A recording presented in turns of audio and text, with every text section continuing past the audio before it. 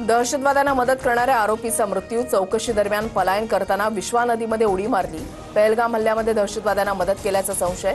दहशतवाद्यांना अन्न आणि रसद पुरवल्याची आरोपीची कबुली.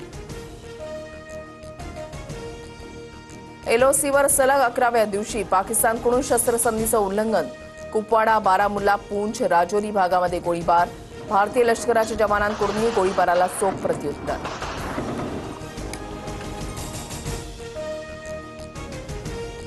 भारताने चिनाबचं पाणी रोखलं. लवकरच झेलमचंही पाणी थांबवणार. पाकच्या पंजाब प्रांताची जीवनरेखा कोरडी ठाक.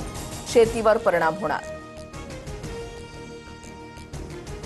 सिंधूचं पाणी थांबवलं किंवा हल्ला केला तर अणुबॉम्बनं उत्तर देऊ. रशियन टीव्ही चॅनलवर पाकिस्तानी राजदूत खालिद जमालीची भारताला पोकळ धमकी.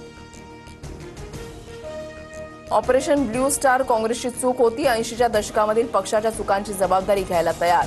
एका शीख विद्यार्थ्याच्या प्रश्नावर राहुल गांधींची प्रतिक्रिया. ट्रम्प सरकारचा पुन्हा एकदा टॅरिफ स्ट्राईक. अमेरिकेबाहेर बनवलेल्या चित्रपटांवर 100% कर लादला. वेव्स परिषदेमध्ये 4 दिवसांमध्ये विविध उपक्रमांअंतर्गत 1328 कोटींची उलाढाल.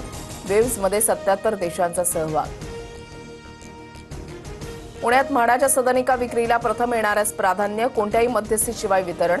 2023 पूर्वीच्या सोडतीमधील 15% सामाजिक गृहनिर्माण विक्री अभावी शिल्लक. धुळे शहराच्या मध्यातून जाणाऱ्या पांझरा नदीची दुरवस्था. पानवेल वाढल्यामुळे नदीमध्ये प्रदूषण. नदीची स्वच्छता करण्याची पर्यावरणप्रेमींची मागणी. मे महिन्याच्या सुरुवातीला मुंबईला पाणीपुरवठा करणाऱ्या धरणातील पाणीसाठा 23%. मुंबईकरांवर पाणी कपातीची टांगती तलवार. 15 मे पर्यंत आढावा घेऊन पाणी कपातीबाबत निर्णय. पालिकेकडून स्पष्ट.